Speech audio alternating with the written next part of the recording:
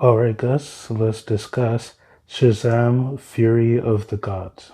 Okay, so if you've seen my review of the first movie, I loved it. It became one of my favorite superhero movies of all time. So, despite the negative reviews, I was still excited to see this movie, so I did yesterday. And honestly, I don't get why it bombed. I'm not saying it was great, but I'm saying it was at least passable. It was an okay movie, an alright movie, if you will. Like, I'm on the fence on whether I'd be unlikely or likely to recommend this, but I land on likely to recommend. But being on the fence after such a strong opening, it made me wonder why was this movie so poorly received? And I think I just figured out why this movie didn't do as good as the first one.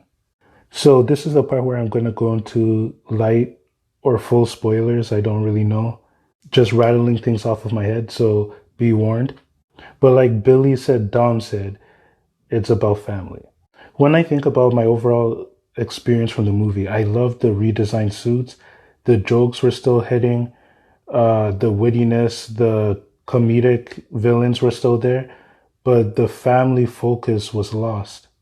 I say that because when I was watching the movie, it's like I still enjoy, like I said, the dialogue.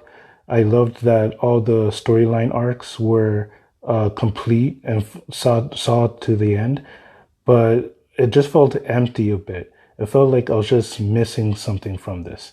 And that's when it just dawned on me just now that the family element was way different than the last. This time around, we only get an in-depth look at Billy, obviously, and Freddie. Not to say that this is a bad pairing, because they were also important parts in the first movie, but you don't really get a full sense of the rest of the team's feelings, maybe besides their older sister, Mary. So outside those three, the rest are just there for attendance. And not even the parents who were strong on the family being united in the first movie, which is perfectly suited for this storyline, are barely in this for 10 minutes of a 2 hour, 10-minute movie.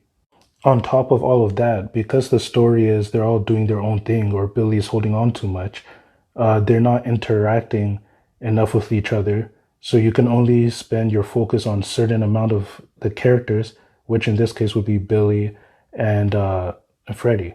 But do you know which family is together? And again, it makes sense for the story. Like I said, the story was pretty sound. The daughters of the Titan Atlas. Thanks to them having a united front, again making sense for the story, we're able to see their growth arcs throughout the story. They all did great, but the Sister of Chaos was my favorite. She moved with intention and clarity. So, big spoiler alert here if you're still watching. So Athena grew on me when after Freddy got kidnapped. That's where she started to become more interesting. Before that, it was too heavy-handed with her intentions that made it clear she was a villain. And I get Freddy is desperate, but he also reads comics and all that stuff. That could be argued something that would be alarming to him. How many times she asked about his history with heroes. So that little love story, especially at the beginning, is what also made this movie a little less interesting to me, even though I get supposed to be campy.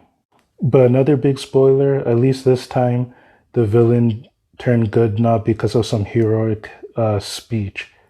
But yeah, that's basically it. So I feel like the movie was still solid, but kind of like the Powerpuff Girls, was missing that X spice. You know what I mean? It was missing the heart of the family to make this fully fleshed out, at least for most of the movie.